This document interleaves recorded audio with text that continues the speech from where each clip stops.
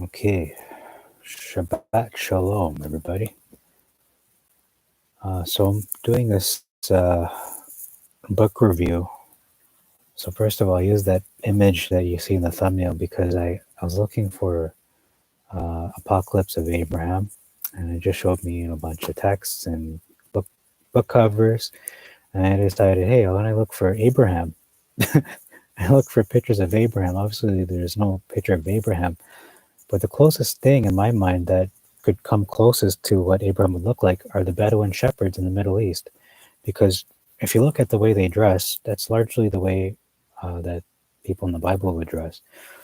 But if you actually read the book of Jasher, the book of the right or the upright, you will see just Abraham is not just some wandering shepherd or simply a nomad. He was a very great man, very wealthy, had many hundreds of men and women that were servants.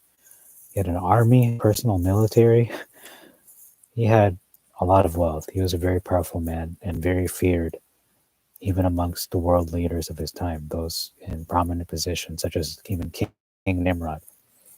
So, anyway, I'm talking about the apocalypse of Abraham. And they believe, according to Wikipedia, that it was composed between 70 to 150 AD. Now that's the traditional view. Personally, I don't believe it was composed in that time. I believe it was transcribed in that time, yes, but it was transcribed from what was either Greek or Hebrew and into a Slavonic, because it has been preserved in our day in the Slavonic text, and so we can speculate that it was translated most likely directly from Hebrew, or maybe from a Greek translation that was translated from Hebrew. But either way, we have it preserved today in Slavonic. It has been translated into English. Personally, the ones that I read from, they are I prefer two versions. I read two versions side by side, and one is, if it would allow me to scroll, this one's translated by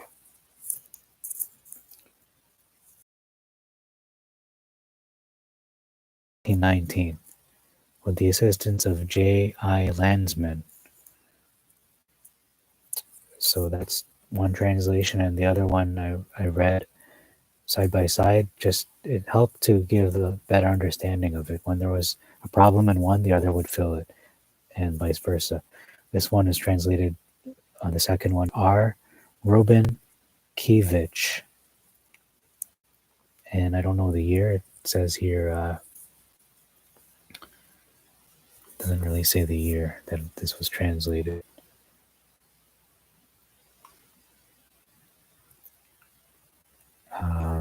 Let me just scroll down to the bottom and see if it shows a year. Just Google them, you'll be able to find them.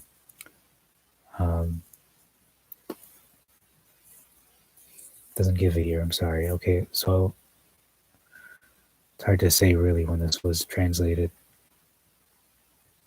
this version. Any of the Tanakh, and even some of the apocryphal books, it does not contradict any of it at all. It only supports it, which makes me lean towards its being inspired. Chapters are an introduction, talks about Abraham being a young man in his father's house. If you read the book of Jasher, you will learn that Abraham actually had a similar experience to Moses and Yeshua, where just like Moses and Jesus, they were being targeted by a king. So they were trying to kill, was going to destroy Nimrod, essentially. And you can see the parallel there with Moses and Jesus Christ. Yeshua. So in the book of Jasher, it talks about how Abraham was also sent to the Noah and Shem to learn, to be taught the ways of Jehovah. So he was there, I believe, from 3 years old up to roughly, I think, 40 or 50 years old when he returned back to his father's house. But this book seems to indicate he's younger. But anyhow, however you understand, and shows how Abraham didn't have a personal relationship with Jehovah, that he hadn't had a personal encounter with him yet. Because you would think he would, in the years he spent, that he was still proving whether Jehovah was actually Elohim or is it another one. But it seems like he did have a knowledge of Jehovah. It's just he didn't have that firsthand experience in terms of, seeing him for himself or speaking with him. Kind of an account of him having to prepare a sacrifice. He was ordered by Elohim, and he's taught how to perform, to present this online in a live stream or a video. And then there's they're disturbed by one of it says a fallen archangel. So they call him an archangel, and his name, it says here, Azazel. Okay, so I'm not sure, is he an archangel or is he a cherubim? Because I think it also says you were the covering cherubim in terms of the Septuagint. You were the covering. Okay, so let's look that up. Ezekiel 28. Let's see what it actually says. Verse 14, it says, from the day that you were created, you were with the cherub. Oops. All right, so he was with the cherubim. I set you on the holy mount. You were in the middle of the stones of fire. So he was with them. He wasn't actually one of them. Possibly he could actually be an archangel, because I was listening to another presentation on YouTube saying that this covering cherub, I don't like to say his name too much, but anyway, Azazel, as he's known in the Hebrew, that he was a cherubim, but it's saying in Ezekiel 28:14. In the Masoretic, it says that you were, covering cherub. So in the Masoretic, it's saying you were covering cherubim, but in the Septuagint, which is what Yehoshua used, it says you were with. According to what I understand so far, is that the highest class of angel, the different classes of angel, the highest class is an archangel, which includes Michael, which includes Gabriel, and possibly Azazel, who is no longer an archangel now, or it is, but is not in the presence of Elohim, but he's fallen. And anyhow, it's interesting anyway. So where am I now? It says here, yeah. So Azazel swoops down upon the carcasses and tries to persuade Abraham to leave the holy place. So it's a very good book, very good reading. It doesn't take too long to read either, maybe a day or less, probably an hour or two. Depends how fast you read. And then it says the third part of the Apocalypse of Abraham narrates the ascension of Abraham to heaven. So similar to like names Enoch, or Hanoch, and Elijah, he also ascended to heaven according to this Apocalypse of Abraham. The question, because you would know if he actually did, if his witness lines up with previous witnesses. When he reaches, Abraham sees a classic example of Merkabah, the throne of God, but he does not see God. He sees the four living beings, the four creatures, with the aspects of man, lion, ox, and eagle. So just like in Ezekiel chapter 1, just like in Revelation, I think it's chapter 4, the same creatures that were mentioned, he sees those exactly as they're described. So I don't know how you can nurture this scripture may be, in fact, very true. It says chapters 15 to 18. I've come to learn something about these creatures on Ezekiel, saying that they have 4 faces, because God doesn't create anything that is like doesn't have harmony in it. Okay, so I think this is it.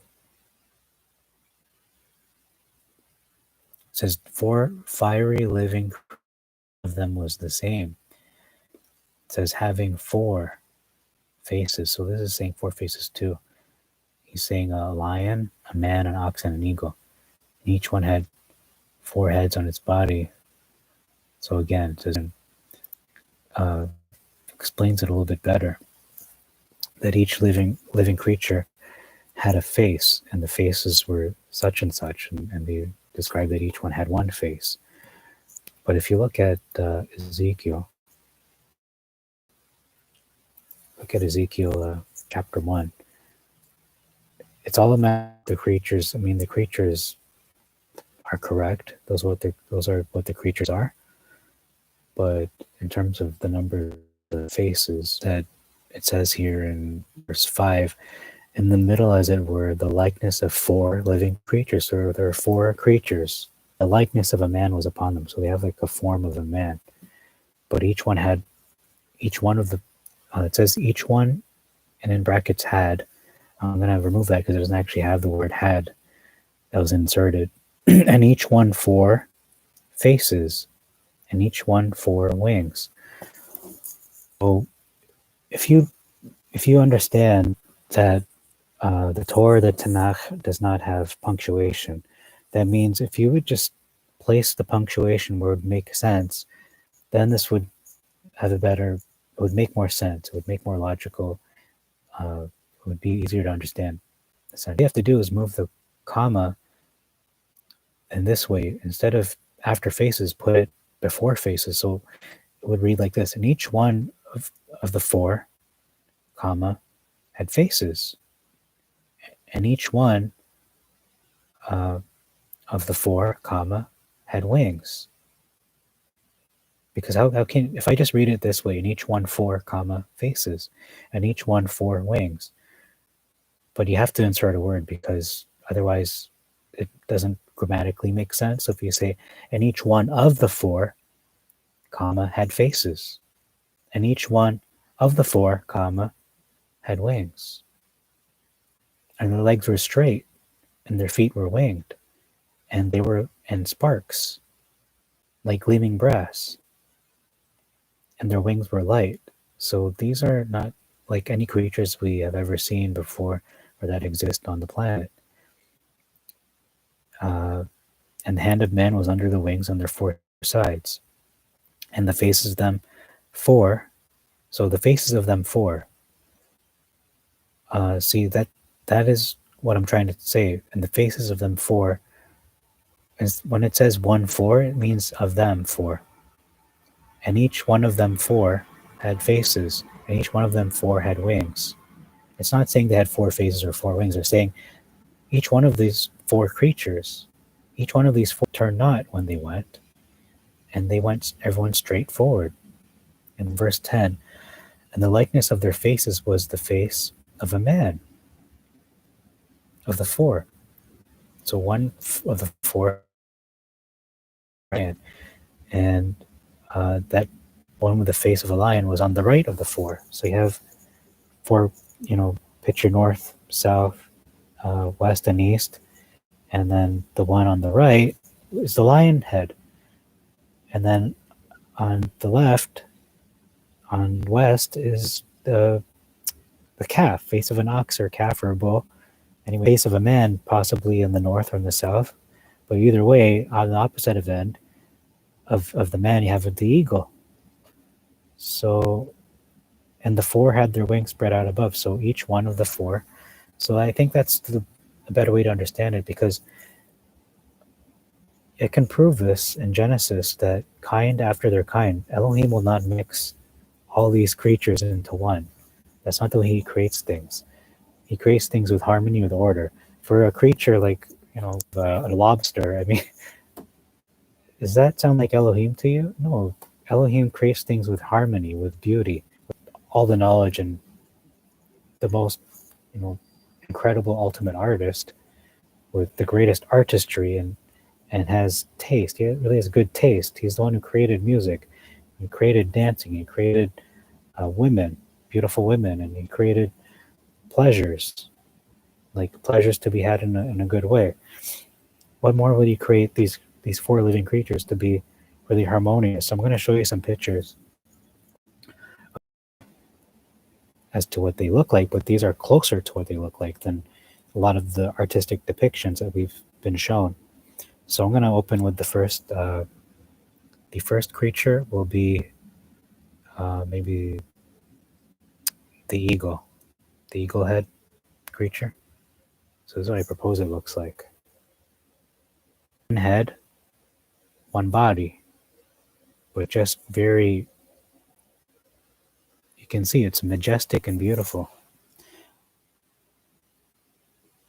The next creature would be the ox or the cattle or the bull. Again, just ignore the red eye. I know it looks kind of menacing, but they're not meant to look friendly. They're meant to look powerful and majestic. The ring, I don't think it had a ring. Okay. And then the next beast or creature, the living creatures, is the lion. And this is what I think it probably looks closer to this, just missing the wings. Maybe it was white, maybe it was just a normal lion color. Who knows?